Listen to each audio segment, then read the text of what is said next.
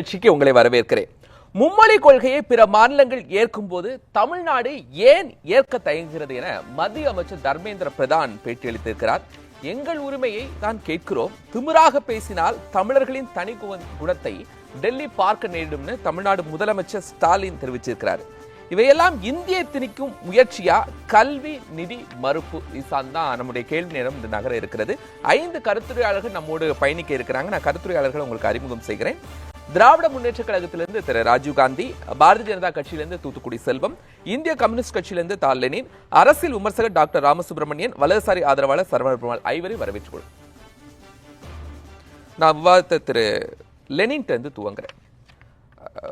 எல்லா மாநிலங்களும் மத்திய அரசினுடைய பிஎம்ஸ்ரீ போன்ற திட்டங்களை அக்செப்ட் பண்ணிக்கிறாங்க. தமிழ்நாடு மட்டும் அக்செப்ட் பண்றதுல அவங்களுக்கு ஏதோ ஒரு அரசியல் இடர்பாடு இருக்கு.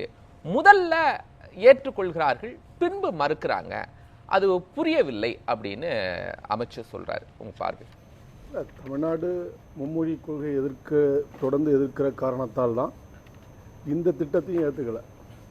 சமக்ரான் திட்டமாக இருக்கலாம், எல்லாமே மும்மொழி கொள்கையை வலியுறுத்துறது. என்ன விஷயம்னா, இந்தியாவில் மும்மொழி கொள்கை எந்த மாநிலத்திலையும் கடைபிடிக்கப்படவில்லை என்பதான் என்னுடைய ஆணித்தரமான கருத்து. நீங்கள் உத்தரப்பிரதேசத்தை எடுத்துக்கலாம்.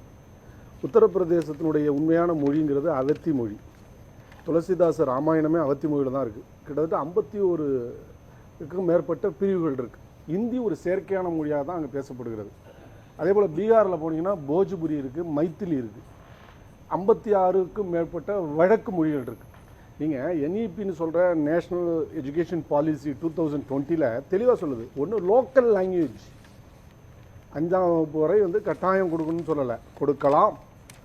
நீங்கள் அதை பார்க்கணும். அது ஒன்று தேசியம். உடனே இதை கேட்டிங்கன்னா தாய்மொழி வழி கல்விக்காக நிற்கிது. தாய்மொழி வழிக்காக நிற்கலை. அதற்கான எந்த விதமான அடிப்படைகளும் அதில் கொடுக்கலை. தேவைப்பட்டால் எது தேவையோ அதை எடுத்துக்கலாம்னு தான் சொல்லுது. இப்போ என்ன வருது? இப்போ தமிழ்நாடு இன்று நேற்று 1965க்கு பிறகு தொடர்ந்து இரண்டு மொழி கொள்கையை தான் வச்சுருக்கிறோம். அது வெற்றிகரமாக இருக்கா இல்லையாங்கிறதுல தான் ரிசல்ட்டை தான் பார்க்கணும். இப்போ இருக்குது. இன்றைக்கி உலகம் முழுவதும் பரவி இருக்கிற தமிழர்கள் எல்லா மென்பொறியாளர்லேருந்து எல்லா துறைகளிலும் பார்த்தீங்கன்னா மருத்துவர்கள் உட்பட எல்லோரும் வெளிநாடுகளுக்கு சென்று மிகப்பெரிய ஊதியம் ஈட்டக்கூடியவர்களாக, நிபுணர்களாக இருக்கக்கூடியவர்கள் தமிழ்நாட்டை சார்ந்தவங்களாக இருக்காங்க. நீங்கள் மும்மொழி சொல்கிறீங்களா? மும்மொழியில் இந்தியாவிலேயாவது யாராவது இருந்திருக்காங்களா? நீங்கள் இஸ்ரோ எடுத்துக்கிட்டாலும் அப்படி தான் வருது. அப்போ செயற்கையாக ஒரு ஆர்டிஃபிஷியல் லாங்குவேஜாகத்தான் தேவநாகரி ஸ்கிரிப்டில் இந்தி உருவாக்கப்பட்டது. அதை திணிக்க வேண்டும். ஏன்னா இது இங்கே இந்தியாவில் மட்டும் இல்லை. நீங்கள் திரும்ப இந்திக்குள்ளே வர்றதுனால சொல்கிறேன். அமைச்சர் சொன்ன விஷயமே தமிழ் கற்றுக்குங்க, கன்னடம் கற்றுக்குங்க, ஆங்கிலம் கற்றுக்குங்க. அவர் இந்தியே உள்ள கொண்டு வரலையே. நீங்கள் இந்தியன்னு ஏன் ப்ரிடிக்ட் பண்ணுறீங்க? சரி, நான் அவரை ஒத்துக்கிறேன். உத்தரப்பிரதேசில் எத்தனை தமிழ் ஆசிரியர்கள் இருக்காங்க? எத்தனை பள்ளிக்கூடங்களில் தமிழ் சொல்லிக் கொடுக்கப்படுது?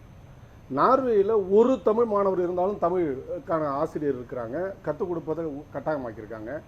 ஐரோப்பிய ஒன்றியம் முழுவதும் ஐக்கிய நாடுகள் சபையினுடைய அந்த கோரிக்கையை ஏற்று தாய்மொழி வழி கல்வின்னு தமிழ் பல்கலைக்கழகங்கள் இருக்குது, குஜராத்தி பல்கலைக்கழகங்கள் மன்னிக்கணும் பள்ளிக்கூடங்கள் இருக்குது, வங்காள பள்ளிக்கூடங்கள் இருக்குது. இப்போ இந்தியா அவ்வளோ பெரிய நாடு தானே, மொழிகளின் அருங்காட்சியகமே இந்தியா தானே. Encyclopedia of languages and linguistic எதுன்னு பார்த்தீங்கன்னா இந்தியா 1500க்கும் மேற்பட்ட மொழி. நம்ம சொல்றது ஒரு 22 மொழி தான் தேசிய அளவில் அங்கீகரிக்கப்பட்ட மொழி. அந்த மொழிகளுக்கு உரிய முக்கியத்துவம் கொடுக்கப்பட்டிருக்கா? ரூபாய்க்கு மதிப்பில்லாத மாதிரியே ரூபாயில மொழியை வச்சிருக்கிறீங்க, அவ்வளவுதான். வேற எங்கேயுமே ரூபாய்க்கு மதிப்பில்லாத மாதிரியே மொழிக்கான மதிப்புங்கிறது இல்லை. இப்போ தமிழ்நாட்டை பொறுத்தவரை நாங்கள் ஒரு சிஸ்டத்தை கொண்டு வர்றோம். எஜுகேஷனுங்கிறது, கல்விங்கிறது ஏற்கனவே என்னத்தில் இருந்துச்சு? பொதுப்பட்டியலில், மாநில பட்டியலில் இருந்துச்சு. அதை பொதுப்பட்டியலில் கொண்டு வந்தீங்க. கொண்டு வந்தது யாரு? காங்கிரஸ் ஆட்சி காலத்தில், எமர்ஜென்சி காலத்தில். அந்த எமர்ஜென்சி எதிர்த்து தான் வீராவேசமாக 75வது ஆண்ட நாடாளுமன்றத்தில் பேசுனீங்க. அந்த எமர்ஜென்சியில் கொண்டு வந்த பொது பிரிவில் இருக்கிற கல்வியை நீங்கள் வச்சுக்கணும். அப்போ நீங்கள் எமர்ஜென்சி ஆதரித்திருக்கிறீங்க, இந்த விஷயத்தில் ஆதரிக்கிறது தானே அர்த்தம். அப்போ இந்த விஷயங்கள்லாம் நீங்கள் எடுத்து பார்த்தீங்கன்னா தெரியும். எனவே மும்மொழி என்கிற அந்த கொள்கை வழியில் மறைமுகமாக இந்திய திணிப்பதுதான். சரி, அவர்கள் இந்தி திணிக்கலாம், ஆனா மும்மொழியை நீங்க அக்செப்ட் பண்ணிக்கிங்க, தேசிய கல்விக் கொள்கையை அக்செப்ட் பண்ணிக்க. தமிழ்நாட்டில் தானே அதுக்கான ஃபீச்சர்ஸ் எல்லாம் வடிவமைக்க போறீங்க. நீங்க உங்களுக்கான இன்னொரு மொழியை கொடுத்துக்கலாமே. நீங்க ஹிந்தி அதன் மூலமா கம்பல்சரி அப்படிங்கிற வார்த்தையை அதுக்குள்ள கொண்டு வரல. நீங்க கன்னடத்தை படிக்க வச்சுக்கலாம், தெலுங்குவை படிக்க வச்சுக்கலாம், மலையாளம் படிக்க வச்சுக்கலாம். அதன் மூலமா கிராமப்புறங்களில் இருக்கக்கூடிய மாணவர்கள் இன்னொரு மொழியை கற்றுக்கொள்வதற்கான வாய்ப்பு கிடைக்கும்ல. அதை ஏன் தவிர்க்கிறீங்க? ஒரிசா பாலகிருஷ்ணன் அவர் உங்களுக்கு தெரியும், IAS, முன்னாள் IAS. அவர் ஒரு பதிவே இன்னைக்கு போட்டிருக்காரு. அவர் தமிழ் துறையில IAS எழுதி பாஸ் பண்ணவர். தமிழ் முறையில தான், தமிழ் தான் பயிற்சி மொழி, பாடமொழி எல்லாமே அவருக்கு. அப்புறம் ஒரிசா மொழியும் படிச்சுட்டு அங்குள்ள கல்ச்சரல் டிபார்ட்மெண்ட் செக்ரட்டரி. கத்துக்கிட்டேன். என்ன உத்தரப்பிரதேச போட்டிருந்தா இன்னைக்கு ஹிந்தியில ஆய்வே பண்ணியிருப்பேன், இன்னைக்கு ஆங்கிலத்துல தான் என்னுடைய ஆய்வுகள்லாம் பண்ணியிருக்கேன். எப்படி கத்துக்கிட்டாரு? தமிழ் ஒரு வளர்ந்த மொழி. தமிழ் மொழியை தரவர சரிவர கற்றுக்கொண்டவர்களால் உலகத்தில் எந்த மொழியும் கற்றுக்கொள்ள முடியும். ஜெர்மனி மொழி பேசக்கூடிய தமிழர்கள் நிறைய இருக்காங்க ஜெர்மன்ல. ஸ்காண்டினேவியன் கண்ட்ரீஸ்ல போனீங்கன்னாக்க நார்வேயன் பேசக்கூடியவங்க இருக்கிறாங்க. என்னுடைய கேள்வி சார், இன்னொரு மொழி இங்க உள்ள பள்ளிகள்ல இன்னொரு தெலுங்கையோ கன்னடத்தையோ கற்றுக்கொள்வதற்கு தமிழ்நாடு அரசு வடிவமைக்க போல. இப்போ மத்திய அரசு தேசிய கல்விக் கொள்கை, இங்க இருக்கக்கூடிய எல்லா ஸ்கீம்ஸும் எடுத்துக்கங்க, நம்ம ஸ்கூல் ஃபவுண்டேஷனா இருக்கட்டும், நான் முதல்வனா இருக்கட்டும், இல்லம் தேடி, எல்லாமே மத்திய அரசினுடைய நிதி ஷேரிங்ல தான் இங்க நடைபெற்று கொண்டிருக்கிறது. அதை போன்ற ஒரு வடிவமைப்பு தான். ஆனா மாநில அரசு தான் அதுக்கான எல்லா டிசைனிங் பண்ண போகுது. அவர்கள் ஏன் ஹிந்தி அனுமதிக்க போறாங்க? நீங்க தேசிய கல்விக் கொள்கையில இருக்குன்னா ஏன் வரப்போகுது? நம் மாணவர்களுக்கு இன்னொரு மொழி அதன் மூலமா கொடுக்கலாம். இல்ல, இப்ப நான் என்ன சொல்றேன், இந்த 3 மொழி கத்துக்கிட்ட உலக நாடுகள் எந்த நாடுகள் வளர்ந்துருக்கு சொல்லுங்க? தாய்மொழி கொடுத்த பின்லாந்து தான் உலகத்தின் தரவுல முன்னிலை நிக்குது. இல்ல தாய்மொழி எதிர்க்கிறாங்களா? இங்க தாய்மொழி வழி கல்வியை கொடுத்த இல்ல மும்மொழி கொள்கையில தாய்மொழி எதிர்க்கிறாங்களா? இல்ல, ஏன் இதுல இல்ல? நியூசிலாந்துலயோ மற்ற நாடுகள்லயோ ஏன் இல்ல? நார்வேல ஏன் இல்ல? பின்லாந்துல ஏன் இல்ல? உலகத்திலே மகிழ்ச்சியான நாடுகள் எடுத்துக்கிட்டீங்கன்னா அந்த பட்டியலில் இருக்கிற எந்த, ஏன்னா கல்விக்கான அடிப்படை சமத்துவம். நீங்க பிரைவேடைசேஷன் எதுக்கிறதுக்கு இந்த பாலிசி என்ன உங்களுக்கு? ஏன் பிரைவேட் ஸ்கூல் எல்லாம் நீங்க இழுத்து மூடிட்டு எல்லாம் அரசு தான் தரணும், ஏன் உங்களால சொல்ல முடியல? ஆக வெள்ளைக்காரர்கள் அன்னைக்கு உங்களுக்கு தெரியும், மெக்காலே மாநில அரசுகளும் கேட்கறது இல்ல பிரைவேட் ஸ்கூல்ஸ் எல்லாம் ஏன் க்ளோஸ் பண்ணிட்டு எல்லாமே அரசு ஸ்கூலா மாத்தணும், அரசு பள்ளிகள்ல தமிழாசிரியர்கள் கூட இல்லைன்னு அரசு பள்ளி ஆசிரியர்களே சொல்றாங்க. தமிழ்நாட்டுல தமிழாசிரியர்கள் நியமிக்கப்படவில்லை, மற்ற பாடங்களை எடுக்கக்கூடிய ஆசிரியர்கள் தமிழை பயிற்றுவிக்கக்கூடிய ஒரு சூழல் தமிழ்நாட்டில் இருக்கும் போது அது ஒரு அந்த பார்வை எப்படி எடுக்கு? நீங்க இத போனீங்கன்னா இப்ப உத்தரப்பிரதேசத்து ஒரே ஒண்ணு சொல்லிடுறேன், 150 தவறான தகவல் இது. நீ யாரு என்ன டேட்டாவோட சொல்லுங்க. ஒரு பொது வழியில இப்படி தவறான தகவலை தமிழ்நாட்டில் நீங்க சொல்லுங்க. தமிழ்நாட்டுல அரசு பள்ளிகள்ல முழுமையான ஆசிரியர்கள் இருக்கிறாங்களா? நீங்க சொல்லுங்க. தமிழ் ஆசிரியர்கள் முழுமையா இருக்கிறாங்கன்னா ராஜீவ்காந்தி சொல்லலாம், உறுதியா சொல்லலாம். ஏன்னா அது வாய்ப்பு தானே. தமிழ்நாட்டில் ஆசிரியர்கள் நியமிக்கப்படாமல் இருக்காங்க கோரிக்கை இருக்கு.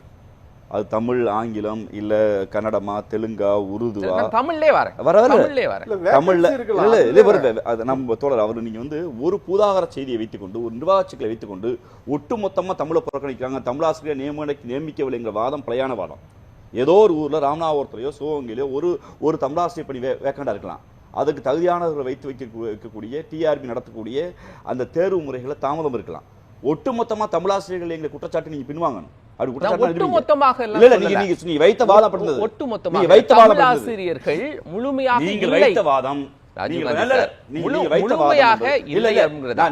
இடம் பறிச்சேன், அதனால இடம் பறிச்சேன். நீங்க வைத்த வாதம் எங்க தமிழாசிரியர் நீங்க நியமிக்கிற தமிழ் மீது என்ன பற்றுங்கிறது, அந்த வாதம் பிரயாண வாதம். அது தமிழ் இல்லை, இங்கிலீஷ். சமீபத்தில் நீங்கள் தமிழாசிரியர்களை நியமித்த கணக்கு இருக்கா? இருக்குங்க. 242 தமிழாசிரியர்களை கடந்த ஆண்டு பள்ளிகளில் எவ்வளவு வேகன்சி இருந்துச்சு? 328 இருந்துச்சு, 240 நியமிச்சிருக்காங்க. அடுத்து அதுக்கு நிர்வாகத்துக்கு சம்பள பிரச்சனை இருக்கு. அதாவது நீதிமன்றத்துல வழக்கு இருக்கு. சென்னை சென்னை உயர்நீதிமன்றத்துல 17 ஆசிரியர்கள் குறித்தான 17 ஆசிரியர்கள் எங்களுக்கு வேலை வாய்ப்பு வேணும்னு கேட்டிருக்காங்க. அந்த வேலை வாய்ப்பு வழக்குல இவங்க ஏன் கன்சிடர் பண்ண நீதிமன்றங்களை கேள்வி வைக்கிற போது புது அப்பாயின்மெண்ட் கொடுக்க சிக்கல் இருக்கு. அது நிர்வாக சிக்கல். ஒட்டுமொத்தமா மொழியை புறக்கணிக்கிற மாதிரி ஒரு வாதத்தை வைக்காதீங்க, தவறான வாதம். கடந்த ஆண்டு 10ஆம் வகுப்பு தேர்வில் ஊபியில் 150 பள்ளிக்கூடங்களில் ஒரு மாணவர் கூட தேரலை. 11 லட்சம் மாணவர்கள் இந்தி பாடத்தில் தோல்வி அடைஞ்சிருக்காங்க. அப்போ நீங்கள் கொடுக்குற மும்மொழி திட்டம் எல்லாத்தினுடைய லட்சணமும் இது வெட்ட வெளிச்சமாக்குது. அப்போ நம்மளுடைய கேள்வி என்னென்னா, ஒரு மாநிலத்தினுடைய இறையாண்மை அது எந்த வழியில் கல்வி கொடுக்க வேண்டும் என்பது நீங்கள் ஒரு ஃப்ரேம் ஒர்க்கை கொடுக்கலாம். மெக்காலே கொடுத்தது குமாஸ்டா கலை உருவாக்குனுச்சு. இப்போ 2020 NEP ஒன்றிய அரசின் கீழ் வர்றது இது கூலி வேலையாளர்களை உருவாக்குவதற்கு தான் இது பயன்படும் நான் சொல்கிறேன். என்ன காரணம்னா, 3ஆவதுல ஒரு பொது வகுப்பு இதெல்லாம் நீங்கள் மறைக்கிறீங்க. 5ஆவதுல ஒரு பொது தேர்வு, அப்புறம் 8ஆவதுல பொது தேர்வு, 10ஆவதுல பொது தேர்வு, 12வது முடிச்ச பிறகு கல்லூரிகளுக்கு ஆனா இந்த விஷயங்களை எல்லாம் சொல்லி எதிர்க்கல. மும்மொழி கொள்கையை மட்டும்தானே சொல்லி மாநில இல்ல மும்மொழி கொள்கை மட்டுமல்ல, இந்த சிஸ்டத்துல இருக்கிற இவ்வளவு பிரச்சனை இருக்கு. நீங்க ஏன் இவ்வளவு திணிக்கிறீங்கிறதா நான் என்ன கேட்கிறேன். ஒரு சமத்துவமான சமூக வாழ்வை முறையில் ஒரு நல்ல சமூக நீதியான கல்வி அப்படின்னு வர்றபோது அதை அரங்கேற்றுவதற்கு நீங்க தயாரா இருந்தீங்கன்னாக்கா மாநிலங்கள்கிட்ட கொடுங்க. மாநிலங்கள் செய்ய தயாராக இருக்காங்க. இப்ப நீங்க என்ன சொல்றீங்க, 2030 உங்க இலக்கு என்ன? NEP-யோட இலக்கு 50 விழுக்காடு உயர்கல்வி. தமிழ்நாடு இப்பயே சாதிச்சிடுச்சே. சாதிச்சோம் நீங்க எங்களுக்கு 70 வைங்கன்றோம். ஒரு ரேஷனாலிட்டி வேணும்ல, ஒரு பகுத்தறிவு தன்மை வேணும்ல. நீங்க வைக்கிற போது ஒரு 80% வைங்க. ஊபிக்கு வைங்க, அங்க என்ன 17 பேர் தான் வர்றாங்க. பீகாருக்கு வைங்க, அங்க 12 பேர் தான் வர்றாங்க. மத்திய பிரதேசம் வைங்க, 15 பேர் தான் வர்றாங்க. ஆனா தமிழ்நாடு ஏற்கனவே அந்த இலக்கை அடைந்து விட்டது. அப்ப எங்களோட இலக்கு 100க்கு 100 உயர்கல்விங்கிற நிலையில நாங்க போகணும். நீங்க மொழி கொள்கை மட்டுமல்ல, இப்படி ஒட்டுமொத்தமா பாக்குற போது ஒட்டுமொத்த கல்வியையும் பின்வாங்குகிற அல்லது அதை ஆழ குழி தோண்டி புதைக்கிற ஒரு மோசமான செயல் திட்டம் அதுல இருக்கு. நான் கேட்கிறேன் தர்மேந்திர பிரதான் அவர்களை, நீங்க நாங்க எல்லா மாநிலங்களும் ஒத்துக்கிட்டாங்க, நீங்க ஒத்துக்க வேண்டியதுன்னு கேட்கறீங்களா? நான் கேட்கிறேன், இப்ப எங்க மாநிலத்திற்கு நீங்க தர முடியாதுன்னு சொன்னீங்கன்னா இந்த மாநிலத்தில் வரியை மட்டும் எப்படி வாங்குறீங்க? வரியை நீங்க நிறுத்துருங்க, வரியை வாங்காதீங்க. ஒன்னே ஒன்று சொல்றேன், இன்னைக்கு உலகத்தில் 17 நாடுகளை தவிர பாக்கி எல்லா நாடுகளும் தமிழ்நாட்டினுடைய மக்கள் தொகைக்கு நிகராக அல்லது அதுக்கு குறைவாகத்தான் இருக்கு. 17 நாடுகள் தான் தமிழ்நாட்டை விட அதிகமான மக்கள் தொகை. அப்ப அந்த அளவு ஒரு 8 கோடி மக்கள் இருக்கிற ஒரு நாடு, ஒரு மாநிலத்துல நீங்க எடுத்தோம் கவிழ்த்தோம் என்று ஒன்றை அரங்கேற்ற வேண்டும் என்று நினைத்தால் ஒரு பண்பாடு, அதுக்குன்னு இருக்கிற மொழி, பின்புலம் எல்லாம் அழிக்கணுமா? அது என்ன வகையில நியாயம்? சரி, தூத்துக்குடி செல்வம், எல்லா மாநிலங்களும் ஏற்றுக்கொண்டு விட்டன, தமிழ்நாடு மட்டும் ஏற்றுக்கொள்ளவில்லை. சரி, ஏற்றுக்கொள்ளல, அதுக்காக கல்விக்கான நிதியை நாங்க மறுக்கிறோம் அப்படிங்கிறது சரியான ஒரு வாதமா? தமிழ்நாடு மக்களுடைய வரி பணத்துல தானே நீங்க திருப்பி கொடுக்குறீங்க. நியூஸ் 7 தொலைக்காட்சி நிறுவனத்திற்கு, நெறியாளர் சகோதரர் கோபாலகிருஷ்ணனுக்கு, என்னுடைய இனிய நண்பர் திமுக ராஜீவ்காந்தி அவர்களுக்கு, அண்ணன் லெனின் அவர்களுக்கு, ஐயா ராமசுப்ரமணியம் அவர்களுக்கு, அண்ணன் வலதுசாரி ஆதரவாளர் சரவணபுரம் அவர்களுக்கு, கேளுங்க, தொழில்நுட்ப கலைஞர்களுக்கு இந்த வணக்கம். ஏன்னு கேளுங்க, கொஞ்சம் இருங்க. அதாவது என்னுடைய மரியாதைக்குரிய நண்பர் அண்ணன் லெனின் அவர்கள் இவ்வளவு தவறான புரிதலோட பேசுறாங்க. ஏன்னு கேட்டீங்கன்னா, இது மும்மொழி கொள்கை, அதாவது இந்தியை திரிக்கிற பேச்சே கிடையாது. இதுல மும்மொழி கொள்கை திட்டத்தை நீங்க ஏன் ஏற்றுக்கிடலாம்? மும்மொழிங்கிறது நம்முடைய நெறியாளர் அவர்கள் அருமையா தொகுத்து சொன்னாங்க. மும்மொழி கொள்கை எதுவுமே 3வது மொழி. மரியாதைக்குரிய நண்பர் ராஜீவ்காந்தி அவருடைய வரும்போது மறுக்கட்டும். அதாவது திமுக குடும்பத்தை சார்ந்தவர்கள் நடத்துகிற பள்ளிகளில் சன்சைன் உள்ளிட்ட திமுக தலைவர் மரியாதைக்குரிய மு.க. ஸ்டாலின் அவருடைய மகள் நடத்துகிற பள்ளி சன்சைன் பள்ளியில மும்மொழி கொள்கை இருக்கிறதா இல்லையா? நீங்க லெனின் நீங்க அவரு மறுக்கட்டும். நீங்க நீங்க எமர்ஜென்சி காலத்துல கல்வியை மத்திய பட்டியலில் கொண்டு போனாங்கன்னு சொன்னீங்க. எமர்ஜென்சியை ஆதரிச்ச கட்சி வலது கம்யூனிஸ்ட். தயவு செய்து அத அண்ணன் லெனின் அவர்களுடைய கவனத்துக்கே நான் இப்போ தவறு நடக்கிற போது அதை எதிர்த்து வந்தோம், அதையும் சொல்லணும்ல. அந்த எமர்ஜென்சி தவற போது எதிர்த்தோம், ஆதரிக்க வேண்டிய விஷயத்துல ஆதரிச்சோம். நான் என்ன சொல்றேன்னா, ஆதரிப்பீர்கள். ஐயா எம்கே அவர்கள், யாரு, கல்யாண சுந்தரம் ஐயா அவர்கள் இருந்தாங்க, தாப்பாண்டியர் இருந்தாங்க, பாலகண்டாயர் இருந்தாங்க, நிறைய பேர் அதை விட்டுருங்க. இங்க நிதிக்கு வந்துருவோம் சார். இப்போ நான் சொல்ற கேளுங்க, இதுல SSA என்கிற சர்வசிஷ்ட அபியான் என்கிற இந்த திட்டத்துல எந்த இடத்திலையும் இந்தி திரிப்பு என்கிற வார்த்தையே கிடையாது. இதை இவர்கள் தவறாக தமிழ் ஆங்கில மும்மொழி கொள்கையே வேண்டாங்கிறாங்க சார். இப்ப இருக்கக்கூடிய மொழியை படித்து உலக அளவுல சாதித்து கொண்டு இருக்கிறாங்க. இப்ப ஏன் 3வது மொழியை நீங்க கொண்டு வரீங்க? அது தேவையில்லை எங்களுக்கு. ஏதாவது நீடு இருக்கணும்ல, 3 மொழியை படிக்கிறதுக்கு ஏதாவது ஒரு தேவை இருக்கணும்ல. நான் ஒண்ணே ஒன்று கேளுங்க, அதாவது இவர்கள் நடத்துகிற குடும்பத்துல மட்டும் அதையே, அதாவது முதல்ல இந்த நாட்டை ஆள்பவர் எனக்கு படிக்கிற போது நாங்க ஏத்துக்கிறோம். கொஞ்சம் இருங்க, நீங்க திமுக குடும்பத்தை சார்ந்தவர்கள் படிக்கிறது யாரும் தடை செய்யறேன். நான் கேளுங்க, உங்களுக்கு ஒரு சட்டம், எனக்கு ஒரு சட்டமா? நீங்க என்ன இந்தி படிக்காம பண்ணி 1965 இருந்து இந்தி வேண்டாம் இந்தி வேண்டாம் சொல்லிட்டு உங்க குடும்பத்தோட போராடுறதுதான் நாங்க இப்ப சொல்றோம். லெனின் சார் அவர் பேசட்டும். போது இந்திய எதிர்ப்பு போராட்டத்தில் நடந்துகிட்டீங்களா? என்ன அனுமதிங்க, நீங்க ஜனநாயகத்தை மீறாது. அதாவது மரியாதைக்கு திமுக பொதுச் செயலாளர் மரியாதைக்குரிய துரைமுருகன் அவர்கள் கடந்த ஒரு 10-15 நாட்களுக்கு என் மகன் மிக அருமையாக பேசுவார். இப்படி அவர் யார்? திமுக பொதுச் செயலாளர். ஆங்கிலத்திலும் இந்தியிலும் நாடாளுமன்றத்துல நான் சொல்றேன், நான் பொறுத்திருக்கேன், கையில ஆதாரம் வச்சிருக்கேன். அதாவது நாடாளுமன்றத்துக்கு செல்லக்கூடியவர்கள் ஆங்கிலமும் இந்தியும் தெரிந்தால்தான் அங்கே அவர்கள் சோதிக்க முடியும். இது யாரு? திமுக பொதுச் செயலாளர் சொன்ன வார்த்தை. அதனால நான் என்ன சொல்றேன்னா, எங்க குடும்பத்து பிள்ளைகளை எல்லாம் இந்தி படிக்காத இந்தி படிக்காத இந்தி படிக்காத சொல்லிட்டு உங்க பிள்ளைகளை எல்லாம் நீங்க லண்டன்லயும் அமெரிக்காவிலையும் உங்ககிட்ட அள்ளி கொடுப்பதற்கு எல்லாம் இங்கிலீஷ் படிச்சிருக்காங்க சார். ஹிந்தி படிக்கல, இங்கிலீஷ் படிச்சுட்டு தான் போயிருக்காங்க. ராஜீவ் காந்தி ஹிந்தி பேர் தான் சார், ராஜீவ் காந்தி ஹிந்தி பேர் தான். செஞ்சோட்டு கடன் சேர்க்க ஹீரா சேரான இடம் சேர்ந்து வந்து இருந்தாயடா கர்ணாங்கிற வார்த்தை மட்டும் தான் நான் நினைவுபடுத்த வேண்டியிருக்கு. அதனால நான் தயவு செய்து ராஜீவ் காந்தி அவருக்கு நான் என்ன சொல்றேன்னா, மும்மொழி கொள்கைன்னு சொன்னா எல்லாருக்கும் ஒன்னா சொல்லுங்க, இருமொழி கொள்கைன்னா எல்லாருக்கும் ஒண்ணு சொல்லுங்க. தமிழ்நாட்டுல வந்து திமுகவுக்கு ஒரு நியாயம், அடுத்தவங்களுக்கு ஒரு நியாயம் சொன்னா இதுல அவசியம் இல்லை. சரி சார், சரி நம்ம நிதிக்கு வந்துருவோம். செல்வம் சார், சரி மும்மொழி கொள்கை இப்போதைக்கு வேண்டான்னு சொல்றாங்க, தமிழ்நாடு அரசினுடைய கொள்கை முடிவா வச்சிருக்கிறாங்க. இந்த நேரத்துல நிதியை கொடுக்கலன்னா ஏற்கனவே இம்ப்ளிமெண்டேஷன் பண்ணிருக்கக்கூடிய அந்த மாணவருடைய கல்விக்கு எங்க ஃபண்ட் இருக்கு? நீங்க ஒரே ஒரு விஷயம் மிரட்டுற தோணியெல்லாம் இருக்கு. நான் ஒண்ணு கேளுங்க, இந்த விளம்பர அரசியல், அதாவது ஸ்டிக்கர் அரசியல் என்று சொல்லக்கூடிய, நான் வந்து எல்லை தாண்டி நாகரிக குறைவா பேசி பழக்கம் இல்லை. ஆனால் கூட சொல்றேன், மாண்புமிகு முதலமைச்சர் அவர்கள் அவருடைய தகுதிக்கு குறைவாக தகுதியில் இருந்து கொஞ்சம் படியிறங்கி ஒரு வார்த்தை சொல்றாரு. என்னது? எங்க உரிமையைத்தான் கேட்கிறோம். ரைட்டு. திமிராக பேசினால் தமிழர்களின் தனிக்குணத்தை டெல்லி பார்க்க வேண்டியிருக்கும். ரைட்டு. தமிழர்களின் தனிக்குணம் என்ன? நான் சொல்றேன், தமிழர்கள் வந்து சாத்வீகமாக அறம் போதித்தவர்கள், அறவழியில போராடுவாங்க.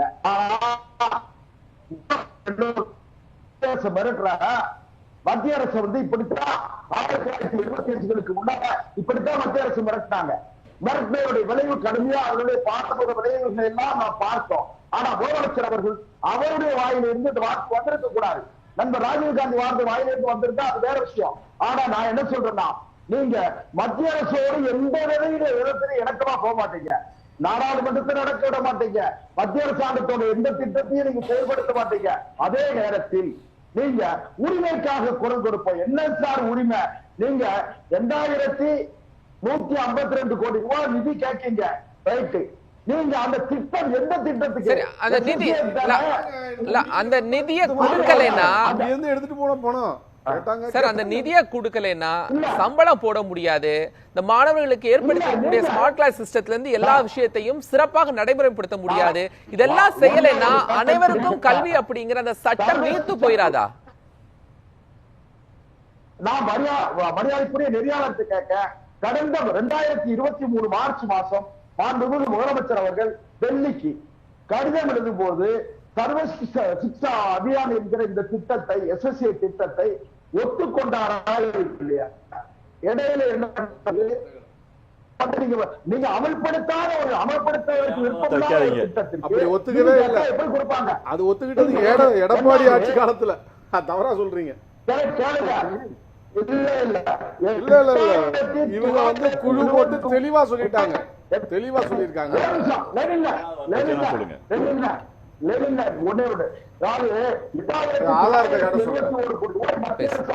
இதுவரை நிதி கொடுத்திருக்காங்க கல்விக்கு.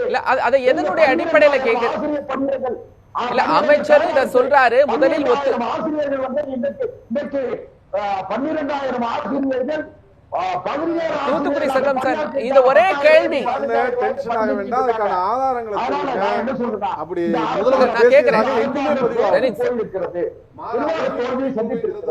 இந்த அரசாங்கத்திடம் ஒரு நிலையான திட்டம் இல்ல முதல்ல செல்வம் சார் ஒரு கேள்வி அந்த சுற்றுலா நான் உங்களுக்கு நிறைவா வைக்கிறேன். மத்திய அமைச்சர் சொல்றாரு இதுக்கு முன்னாடி ஏற்றுக்கொண்டாங்க, அதுக்கப்புறம் ஏதோ ஒரு அரசியல் காரணத்திற்காக வேண்டாம் என்று சொல்கிறார்கள். அது எந்த நிலைப்பாட்டுல சொல்றாரு? அதுக்கு ஆதாரம் இருந்தனா சொல்லுங்க. இல்ல அவங்க தான் சொல்றாங்க 2023 மார்ச் மாசம் 2021 மத்திய திமுக அரசு ஆட்சிக்கு வருது. அது எதன் அடிப்படையில இவங்க மறுக்கிறாங்களே? இல்லன்னு மறுக்கிறாங்க. ராஜீவ்காந்தி மறுக்கிறாரு, லெனின் மறுக்கிறாரு, முதலமைச்சர் மறுக்கிறாங்க. அவங்க மத்திய கல்வி அமைச்சர் மரியாதைக்குரிய மாண்புமிகு தர்மேந்திர பிரதான் யாதவ் வந்து மத்திய கல்வித்துறையினுடைய தகவல் அடிப்படையில பேசுறாங்க. ஏதோ ஒரு போற போக்குல ரோட்ல போறவங்க பேசுறவங்க இல்ல, நாலாந்திர ஆள் பேசல. மத்திய அமைச்சருடைய தகவல், நான் முதலமைச்சருடைய தகவலை நீங்க சொல்லுங்க, இல்லன்னு சொல்லுங்க. சரி, நான் ராமசுப்ரமணியம் சார், நான் என்ன சொல்றேன்னா நான் ராமசுப்ரமணியம் சார்ட்ட வந்துட்டு வந்துடுறேன்.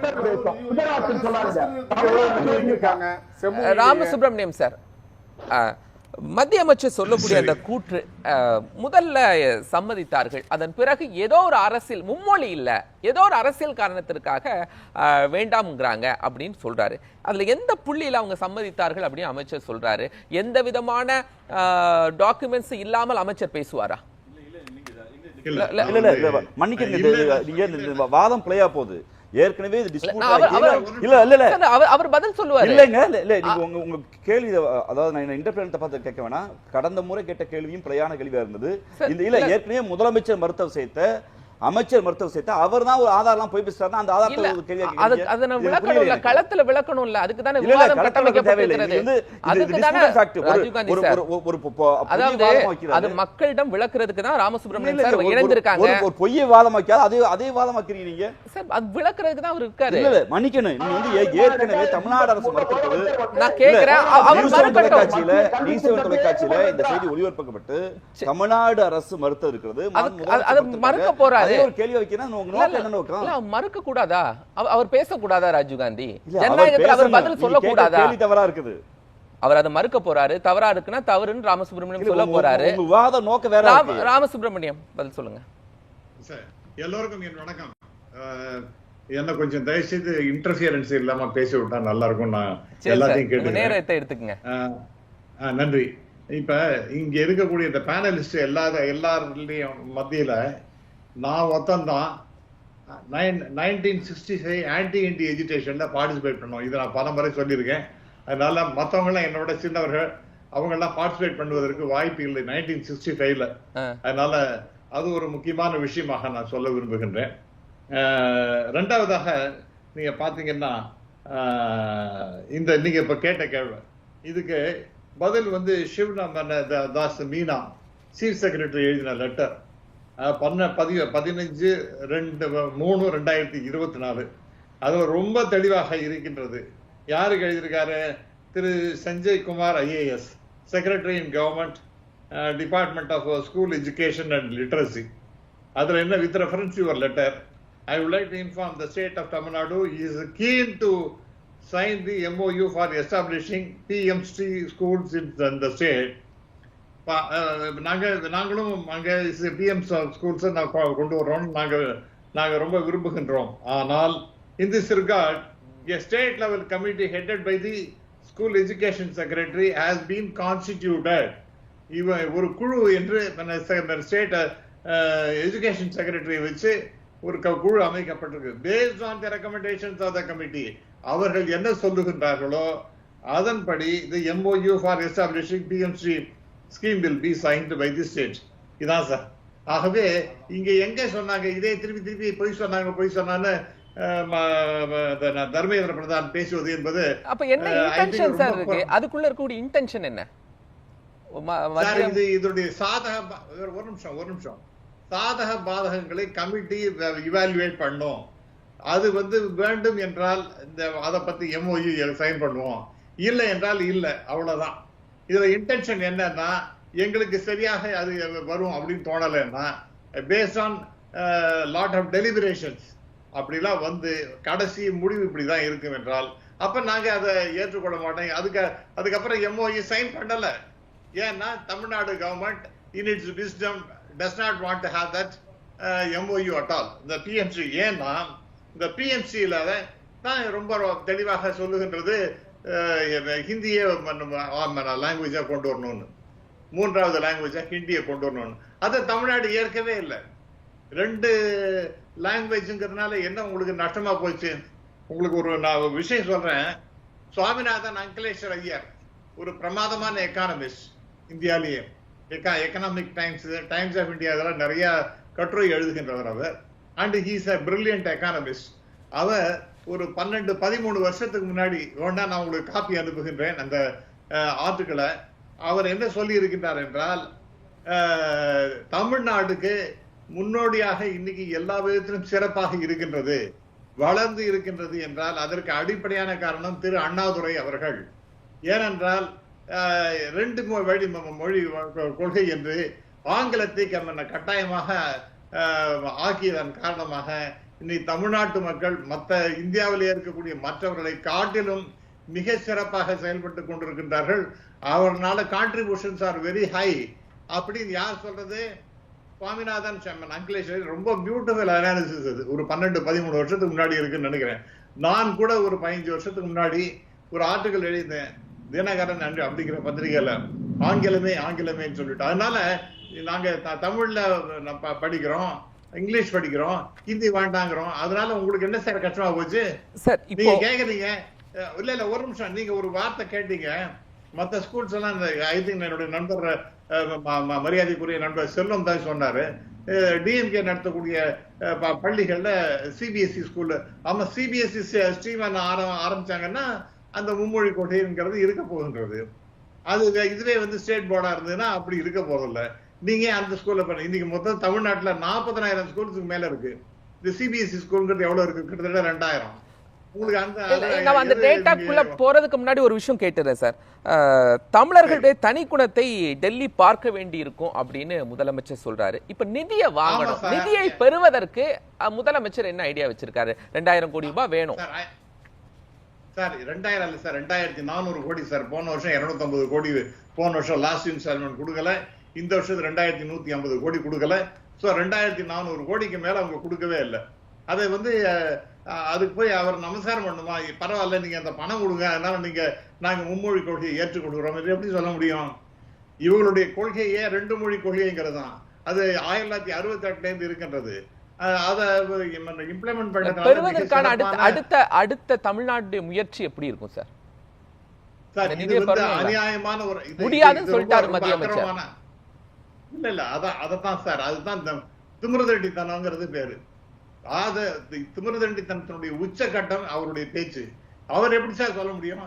அப்ப இப்ப நான் கேட்கிறேன் சார், நீங்க கேட்கலாம், நாம எல்லாத்துக்கும் எதை வாங்கினாலும் நாம வந்து எஜுகேஷன் செஸ்ன்னு பணம் கொடுத்துட்டு இருக்கோமோ இல்லையோ, அது மத்திய அரசுக்கு போயிட்டு இருக்கா இல்லையா? அப்ப நான் கொடுக்க முடியாதுன்னு ஒரு வரி கூட இயக்கம்னு ஒண்ணு ஆரம்பிச்சா என்ன பண்ணுவீங்க? அப்ப unnecessarily you are creating problem. எனக்கு முன்னாடி மிஸ்டர் லெனின் சொன்னார், சில நாடுகள்ல 4 பேர் 5 பேர், ஸ்வீடன்ல எடுத்துங்க 38 பேரை நான் பார்க்கும்பொழுது 38 பேரோ 38 லாங்குவேஜஸ் படிக்கிறாங்க அங்க. அவங்களுக்கு வேணும்னா அவங்களுக்கு அந்த சின்ன நாடா இருந்தாலும் அதுக்கு ஃபெசிலிட்டி தான் பண்ணி கொடுக்குறாங்க. வேணும்னா அதுக்கு இன்னைக்கு ஹிந்தியில படிக்கணுமா? 5,90,000 பேர் ஹிந்தி பிரச்சார சபா மூலமாக படிக்கின்றார்கள். ஸ்கூல்ல சில பள்ளிக்கூடங்கள்ல 3வது லாங்குவேஜ் ஹிந்தி இருக்குன்னா அதை படிக்கட்டும். ஆனால் இங்க தமிழ்நாட்டுல எங்களுடைய கொள்கை என்பது 2 மொழி கொள்கை. ஆனா யாரையும் நாங்க படிக்க கூடாது. இப்ப என்னுடைய கேஸை எடுத்துங்க சார். நான் வந்து ஆன்டி இண்டியன் எஜுகேஷன்ல பார்ட்டிசிபேட் பண்ணினாலும் நான் வந்து பிகாமுக்கு என்னுடைய செகண்ட் லாங்குவேஜ் ஹிந்தி. அது நான் கட்டாயமாக பாஸ் பண்ணி தான் ஆகணும், இல்லைன்னா எனக்கு டிகிரி கிடைக்காது. நான் அதை என்னுடைய நெசசிட்டினால நான் பாஸ் பண்ணினேன். அதனால out of compulsion தொடர்ந்து பேசுவோம். I have to study that. தொடர்ந்து பேசுவோம். ஆப்ஷனே எனக்கு இல்ல அந்த சமயத்துல. தொடர்ந்து பேசலாம் சார். ஒரு சிறிய இடைவேளைக்கு பிறகு கேள்வி நேரம் நிகழ்ச்சியில் சந்திக்கலாம்.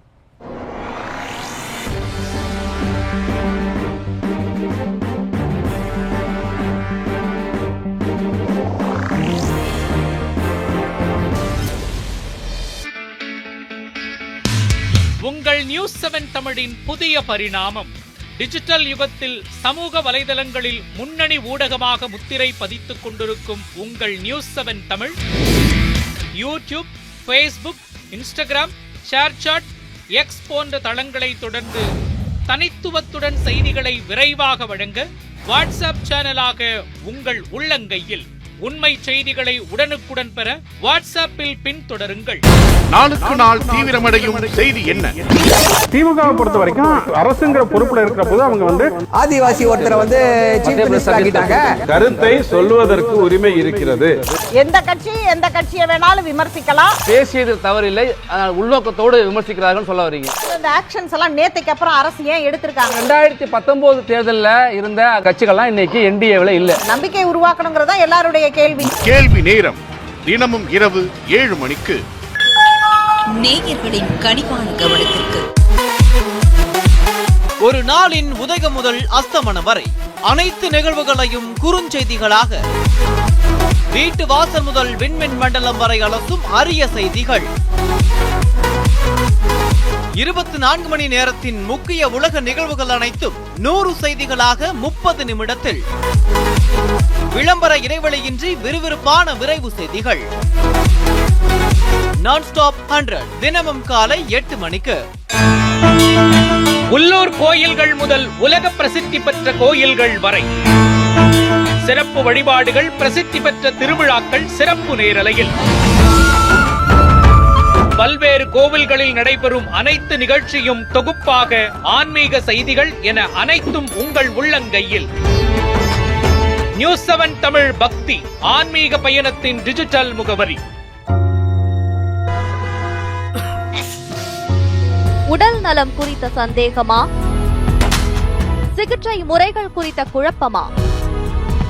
உடல் நலம் மற்றும் மனநலம் குறித்த உங்கள் சந்தேகங்களுக்கும் வீட்டிலேயே செய்யக்கூடிய எளிய சிகிச்சை முறை முதல் அதிநவீன சிகிச்சை முறைகள் வரை விரிவான தகவல்களை உங்கள் விரல் நுனியில்.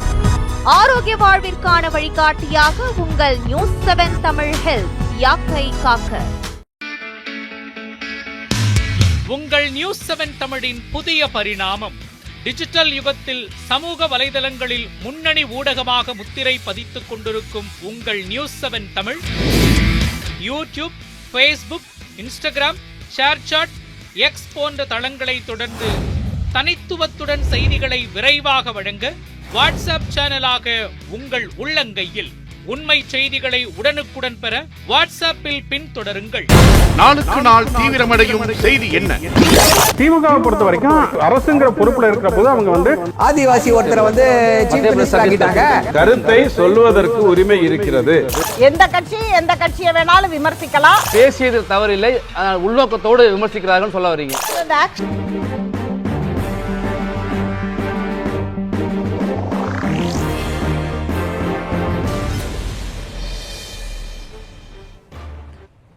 கேள்வி நேரம் தொடர்கிறது. இந்திய திணிக்கும் முயற்சியா கல்வி நிதி மறுப்பு? சரவண பெருமான், தமிழ்நாடு தனக்கான கல்விக் கொள்கையின் மூலமாக வளர்ச்சி பெற்றுக் கொண்டிருக்கிறது, தன்னிறைவான வளர்ச்சி. இப்போ ஏன் தேசிய கல்விக் கொள்கை தேவை, அதை இம்ப்ளிமெண்டேஷன் பண்றீங்க அப்படிங்கிற பேர்ல மாநில கல்வி வளர்ச்சிக்கான நிதியெல்லாம் நீங்க தடுத்து வைக்கிறீங்க? அனைவருக்கும் மாலை வணக்கம். நியூஸ் 7 குழுமத்தில் நெறியாளர்களுக்கும் அனைத்து சக கருத்துரையாளர்களுக்கும் என் மாலை வணக்கத்தை தெரிவித்துக் கொண்டு, உலக தமிழ் நெஞ்சங்களுக்கு என்னோட பொன்னான கருத்துக்களை தமிழ் கடவுள் முருகனோட திருவடியிலிருந்து தெரிவிக்கிறேன். அதாவது இருமொழி கொள்கையில் தமிழகம் வளர்ந்தது அப்படின்னு நம்ம சொல்லணும்னு பார்த்தீங்கன்னா, நம்ம இன்றைக்கி பரவலாக பயன்படுத்திகிட்டு இருக்கக்கூடிய வளர்ச்சிக்குன்னு பயன்படுத்திகிட்டு இருக்க மொழி ஆங்கிலம் தான் தமிழகத்தில். இதை வச்சு தான் நம்ம வளர்ந்துக்கிட்டு வரோம். வளர்ச்சின்றது பார்த்திங்கன்னா, இப்போ கூட ரீசெண்டாக இண்டஸ்ட்ரி அஸ்வினி வைசவ் கூட சொல்லியிருக்காரு, தென் மாநிலங்கள் பெருவாரியாக இன்னைக்கு இருக்கக்கூடிய சூழ்நிலை என்னன்னு கேட்டிங்கன்னா, உலகளாவிய நாடுகளோடு போட்டி போடக்கூடிய அளவில் இருக்காங்க. ஏன்னா உதாரணம் பார்த்தீங்கன்னா, நான் ரினியூபிள் எனர்ஜி இண்டஸ்ட்ரியில் இருந்திருக்கேன், ரிசர்ச்சில் இருந்திருக்கேன். எனக்கு நல்லா தெரியும். 2000 2006-08 வரைக்குமே நல்லா பார்த்தீங்கன்னா 6 வரைக்கும் தமிழகம் தான் வந்து வேர்ல்டுலேயே விண்ட் எனர்ஜியில் செகண்ட் பிளேஸில் இருந்தது தமிழகம். சரி, புரியுதுங்களா? ஆனால் இன்னைக்கு என்ன ஆகி போச்சுன்னா தமிழ்நாடு தங்கி போச்சு. சீனா வந்து ஒண்ணுமே இல்லாம இருந்தாங்க விண்ட் எனர்ஜி. இந்தியாவில் உள்ள மாநிலங்கள், இந்தியாவில் இருக்கக்கூடிய மாநிலங்களில் நீங்க கம்பேரிட்டிவ்லி எந்த மாநிலம் கல்வியில மிகச்சிறந்து முன்னோடி மாநிலமா இருக்கு? அதாவது முன்னோடி மாநிலங்கள்ல கல்வியில பாத்தீங்கன்னா இன்னைக்கு வந்து மகாராஷ்டிராவை வந்து ஆக்ஸ்போர்ட் ஆஃப் ஈஸ்ட்னு சொல்லக்கூடிய அளவுல இருக்கு மகாராஷ்டிரா. நான் ரொம்ப டிஃபிகல்ட்டியா வரல. நீங்க சொல்ற மாதிரி தமிழ் ஆங்கிலம் இருக்கிறது. தமிழ் ஆங்கிலத்தின் மூலமாக நிறைவான கல்வியை நாங்கள் பெற்றிருக்கிறோம், நிறைவான புரிதலை அறிந்திருக்கிறோம், அறிவியல் நூல்களை கற்றிருக்கிறோம், மருத்துவ நூல்களை கற்றிருக்கிறோம். மும்மொழியினால என்ன பெற முடியும்னு சொல்லிருங்க. இல்ல மும்மொழினால நீங்க இப்போ ஐயா கூட சொன்னாரு 32 மொழிகளை பேசுறாங்க அப்படின்னு. இன்னைக்கு நான் ஒரு வாரத்து 4 நாளைக்கு முன்னாடி கூட ஒரு மாணவன், இந்தியாவில் இருக்க மாணவன் 400 மொழியை வந்து பேசுறான், கத்துக்கிட்டு இருக்கான். அதாவது இதெல்லாம் வந்து என்னன்னா மொழி கத்துக்கிறது இல்ல, நான் சப்ஜெக்ட் பிரயோஜனம் இல்ல பிரயோஜனம்ன்றது வர்த்தக ரீதியாக. இப்போ திரைக்கடல் ஓடியும் திரவியம் தேடியும் தமிழன் அப்படின்னு நீங்க சொல்லும் போது அங்க போய் கிரீக்க மொழி பேசி இருக்கிறவன் தமிழன். ஆங்கில மொழி அந்த காலத்துல பேசின பிரகிருதி மொழி, இப்ப ஆவுதி மொழின்னு அண்ணன் சொன்னார் இல்லைங்களா, யூபியில முதல் முறையா பேசப்பட்ட அந்த மொழி, அது மாதிரி போஜ்பூரி மொழி, எல்லா மொழிகளையும் வந்து கரிகால சோழன் எப்போ இமாலய மலையில வந்து அங்க இந்த இது சேரன் கொடியை நாட்டினானோ அன்னைக்கே வந்து காஷ்மீரி மொழி கூட பேசினதாக கருதப்படுகிறது. அரசர்கள்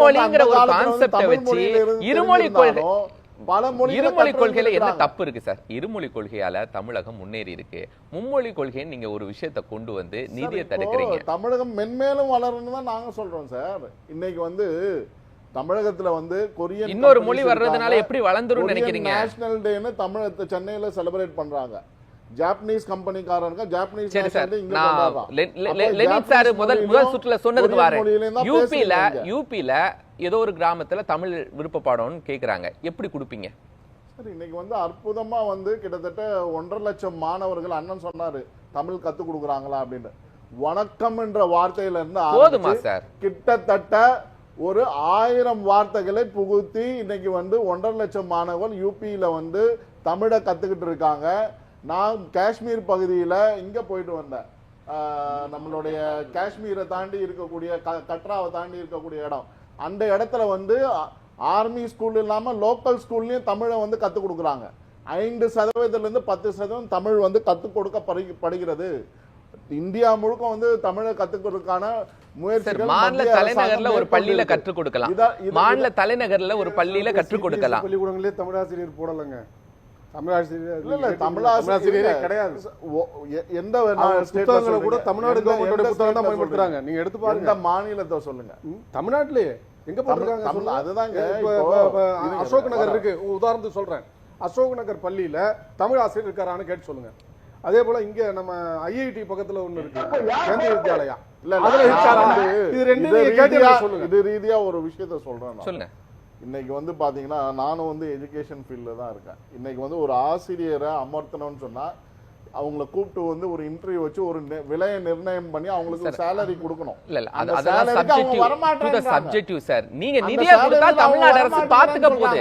முதல்வர் ஐயா கூட என்ன சொன்னார்னா, திண்ணை பள்ளிகள் வீடுதோறும் இருக்கவங்க வந்து நீங்க வந்து டியூஷன் மாதிரியான ஒரு பள்ளி ஒரு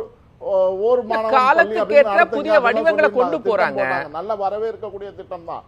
ஆனா அது செயல்முறையில வந்திருக்கான்னா வரல. எங்க வரல?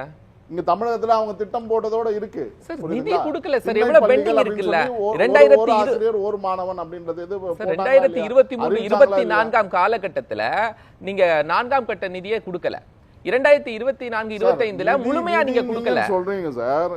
இப்ப வந்து பாத்தீங்கன்னா ஜிஎஸ்டில நிதி கொடுக்கலன்னு சொல்றீங்க, எல்லாத்துலயும் நிதி கொடுக்கலன்னு சொல்றீங்க. இப்ப வந்து பாத்தீங்கன்னா கல்விக்குள்ளத மட்டும் நம்ம பாத்துருவோம். இன்னொரு விவாதத்தை நம்ம கட்டமைக்க முடியாதுங்க.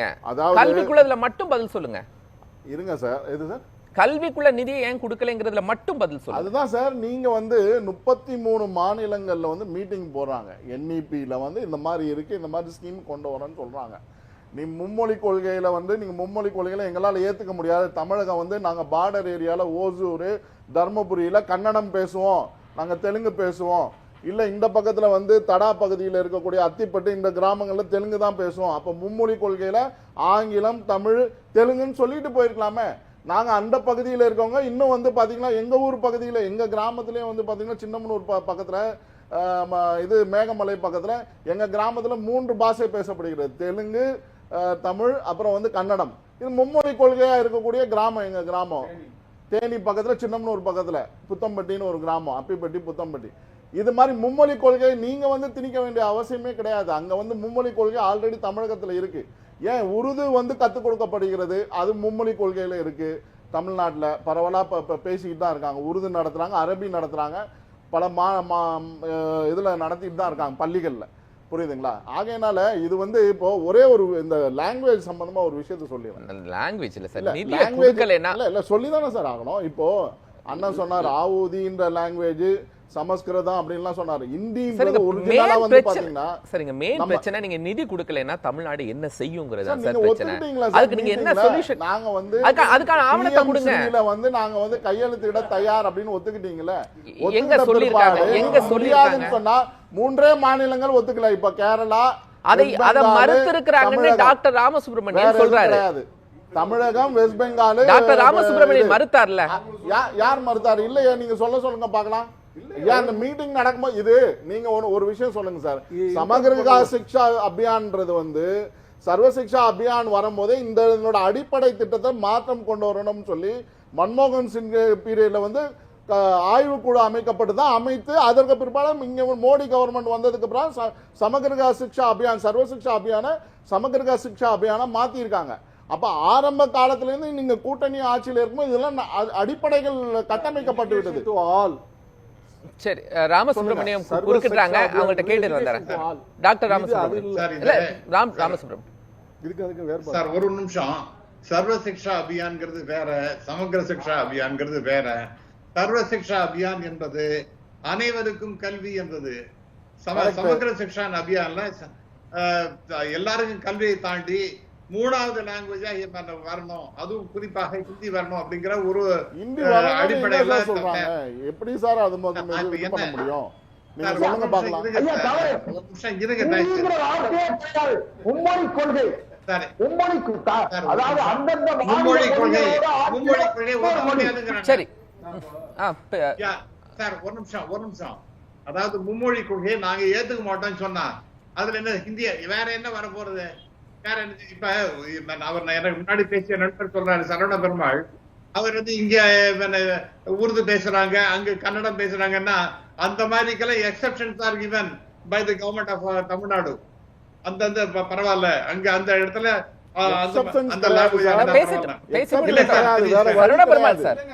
வேற வழி கிடையாது. சிறுபான்மையினருக்கான உரிமை இங்கேயும் சொல்லக்கூடாது.